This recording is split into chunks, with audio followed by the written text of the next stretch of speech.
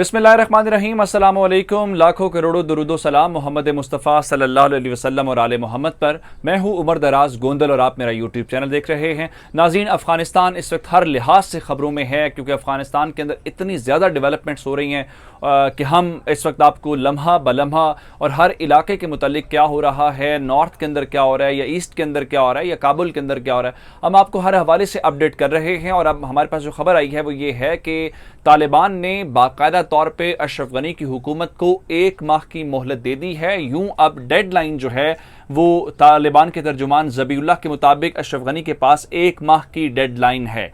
1 माह के बाद का रोड मैप जो है फिर वो तालिबान देंगे कि 1 माह के बाद तालिबान की स्ट्रेटेजी क्या होगी और तालिबान जो है वो मुस्तकबिल के अंदर अफगानिस्तान के अंदर क्या करने जा रहे हैं। ये सारी सूरत हाल अब 30 दिन हैं आज के बाद अशरफ गनी के पास, उसके बाद जो है तालिबान अगला फैसला करेंगे। दूसरी जानिब जो इस वक्त अफगानिस्तान की हुकूमत है उन्होंने जवाबी कार्रवाई शुरू कर दी है, क्योंकि उनका ख्याल ये है कि उनके ऊपर दबाव बहुत ज़्यादा बढ़ रहा है। लोग ये कह रहे हैं कि उनकी हुकूमत उनको प्रोटेक्ट नहीं कर रही। उनकी हुकूमत जो बुनियादी चीज़ें हैं यानी फ़ौज को असलिया देना, फ़ौज को हौसला देना, किसी एक चीज़ में पूरा नहीं उतर रहे। और उसके बाद अब जो एक ऑफेंसिव लॉन्च किया गया है ऑपरेशन अफगानिस्तान की फ़ौज ने, और हमारी इत्तलात के मुताबिक जो अफगानिस्तान की फ़ौज दावा कर रही है कि उसने 77 तालिबान को आज मारा है। और इस वक्त जो मगरबी मीडिया है वो ये कह रहा है कि तालिबान ने 100 ज़िलों के ऊपर हुकूमत कायम कर ली है, जबकि तालिबान का कहना यह है कि वो 200 ऐसे ज़िले हैं जहां पे उनकी रिट कायम हो चुकी है। उधर बिल आखिर अफगानिस्तान के जो नए अपॉइंट होने वाले आर्मी चीफ हैं वो भी नज़र आ गए हैं और उन्होंने कुछ गलतियां तस्लीम कर ली हैं। ये मान लिया है कि हम तालिबान का मुकाबला नहीं कर सके, और साथ ही जहां पे इतनी गेदड़ भभकियां दी हैं वहां पे उन्होंने अपने हमसायों को भी धमकियां दी हैं और ये कहा है कि अगर हम कामयाब नहीं होते, यानी कहने का मतलब ये है कि हमें सपोर्ट करो, अगर हम कामयाब नहीं होते तो इसका मतलब ये होगा कि ये आग हम इसको और भड़काएंगे और ये आग अफगानिस्तान से निकलेगी और हमसायों के घरों में चली जाएगी। ये धमकी किसको दी है? कि पाकिस्तान को ये धमकी दी है कि हम ये आग आपके घर में लगा देंगे। आप पाकिस्तान में तो ये आग बहुत अरसे से लगा रहे हैं जो आपसे लगी नहीं है। अब टारगेट क्या है, कौन है, अब जिसके हवाले से सारी बातें हो रही हैं, ये सारा कुछ हम आपको बताने वाले हैं। और उसके बाद एक और बात जो है कि भारत, जिसको तालिबान ने एक थप्पड़ रसीद किया और उनका हम आपसे बातचीत नहीं कर रहे और आप यहां से निकले हैं वरना आपका वही इलाज होगा जो अमरीकियों का इलाज हुआ है। तो अमरीका तो वैसे छोड़ गया है, अमरीका ने तो जो इन्वेस्टमेंट करवाई थी वो डूब गई है, अमरीका ने बगराम एयरबेस छोड़ी और आपको भी बगराम एयरबेस खाली करनी पड़ी। जिसके बाद अब वो बगराम एयरबेस जिसके मुतालिक आप अफगानी ये शिकवा कर रहे हैं कि कम से कम दिन की रोशनी में छोड़ते, कम से कम गुड बाय तो कहते हमें, कम से कम हमसे मिलके तो जाते। आपके जाने के बाद लूट मार से पता चला ये तो खाली हो गई हुई है। अच्छा, उसके बाद अब क्या किया है कि अब भारतीयों ने एक नया दरवाजा खटखटाने की कोशिश की है और जयशंकर साहब जो हैं वो इस हफ्ते रूस जा रहे हैं। इस दौरे का पाकिस्तान से बड़ा गहरा ताल्लुक है। चूंकि मैंने आपको बताया था कौमी सलामती की जो पार्लिमानी कमेटी है उसके इजलास में ये बात हुई थी अफगानिस्तान को लेकर, पाकिस्तान की, चीन की, रूस की और ईरान की। तो अब भारतीयों ने, चूंकि वो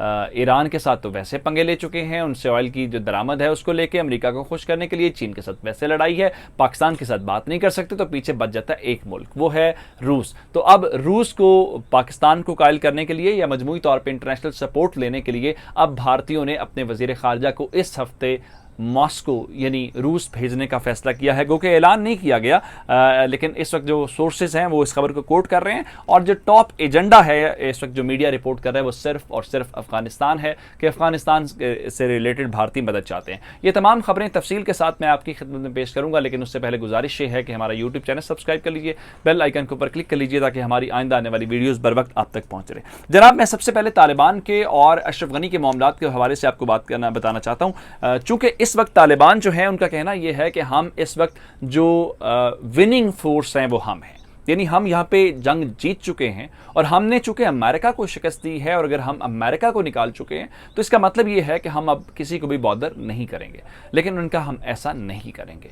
अब इस सिलसिले में उन्होंने एक डेडलाइन दी है जो अशरफ गनी की हुकूमत है उसको 1 महीने की, और ये कहा है कि हमें अंदाज़ा है कि इस वक्त अफगानिस्तान के अंदर बहुत सारे मसाइल हैं, और ये कहा है कि हम अगर अशरफ गनी पुरअमन तरीके से रहना चाहते हैं तो हम उनको 1 महीने के बाद रिटन एक पीस एग्रीमेंट देंगे, उसके ऊपर अगर वो दस्तखत करेंगे तो सूरत हाल बहुत बेहतर हो सकती है। और साथ ही ये कहा है कि हम बैनुल अफ़गान मुज़ाकरात से भाग नहीं रहे, हम जीतने के बाद भी इन मुज़ाकरात के बारे में संजीदा हैं और जितने स्टेक होल्डर्स हैं हम उनके साथ बातचीत करने के लिए बिल्कुल तैयार हैं, और 1 महीने की डेडलाइन दी है। अच्छा, अब सूरत हाल ये है कि तर्जुमान जो तालिबान के तर्जुमान हैं ज़बीउल्लाह, उन्होंने ये कहा कि देखें, जब आप जंग जीत जाते हैं तो फिर आपको किसी से बात करने की ज़रूरत नहीं पड़ती, लेकिन हमने अशरफ गनी की हुकूमत को एक मौका और देना है। अब ये जो पीस प्रोसेस है या जो पीस डील की वो बात कर रहे हैं, या पीस एग्रीमेंट है, अब ये तो नहीं होगा कि आए अशरफ गनी साहब आपकी हुकूमत हो, नहीं, ज़ाहिर बात है वो जीत, उनका ये जो लबो लहजा है वो बता रहे हैं कि हम जीते हुए, तो इसका मतलब ये है कि वो अशरफ गनी की हुकूमत को ये ऑफर करेंगे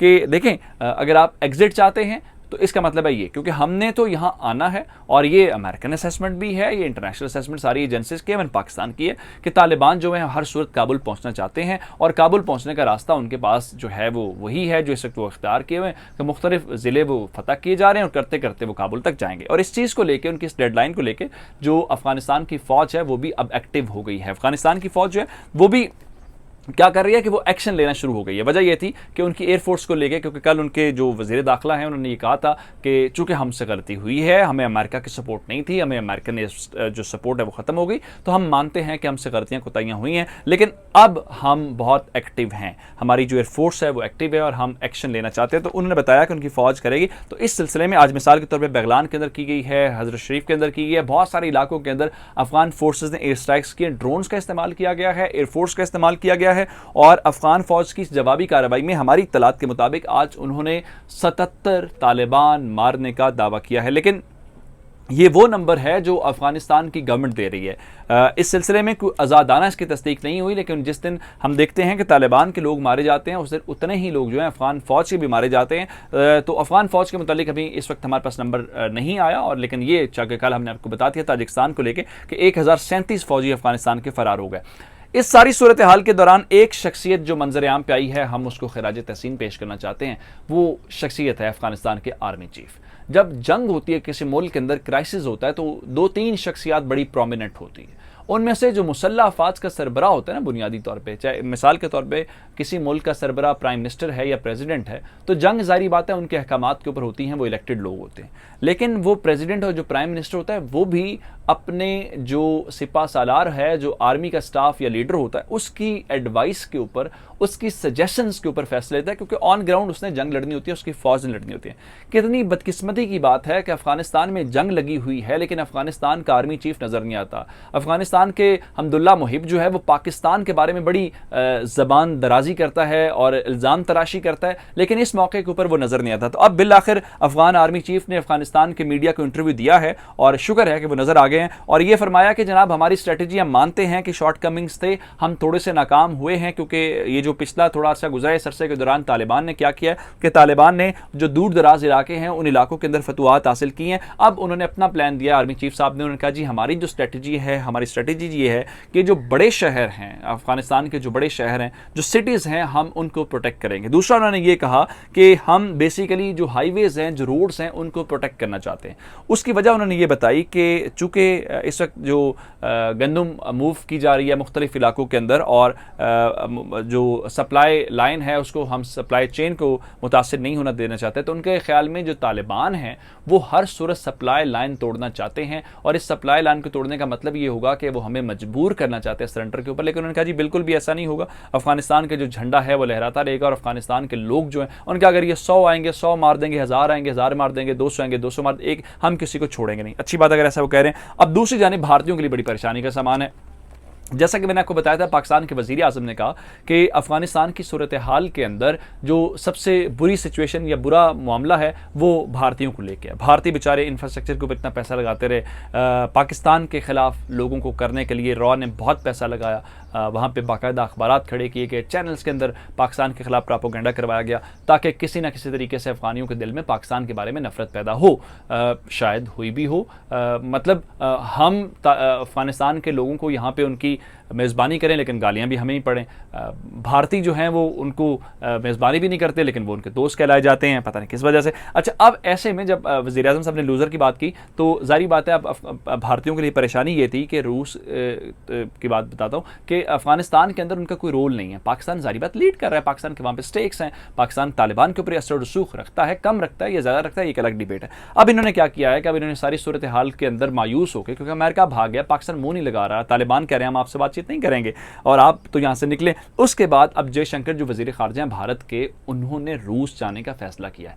और इस मोमेंट तक ऑफिशियल अनाउंसमेंट नहीं हुई लेकिन अब उन्होंने रूस जाके मॉस्को के अंदर इस हफ्ते जाना है, इस हफ्ते के आखिर में, और वहाँ जाके उन्होंने जो एजेंडा हमें अब तक की हमारे पास इत्तलात है, हमारे पास जो खबरें आई हैं वहाँ से, वो ये हैं कि टॉप एजेंडा अफगानिस्तान है। वो अफगानिस्तान को डिस्कस करना चाहते हैं कि जनाब आप किसी ना किसी तरीके से हमें अकोमोडेट करवाइए, हमारे इस मसले का हल निकालें, वरना हम इस सिलसिले में मारे जाएंगे, हमारे पास कोई हल नहीं है। लेकिन क्या हल होगा? बगराम एयरबेस जहाँ भारतीय गए हैं, जहाँ से अमरीकी निकल के गए हैं, अफगानिस्तान की फ़ौज के कमांडर ने कहा है कि ये चूँकि मेरे हैंड ओवर होना था, मेरे हवाले करना था, इन अमेरिकन ने इतने डरे हुए थे, इतने इन्हें ज़्यादती किया कि दिन की रोशनी में छोड़ते, हमें हैंड ओवर करते, लेकिन इन्होंने ऐसा नहीं किया। इन्होंने रात की रोशनी में छोड़ा है, हमारे इवन हैंड ओवर नहीं किया, हमें इन्फॉर्म नहीं किया।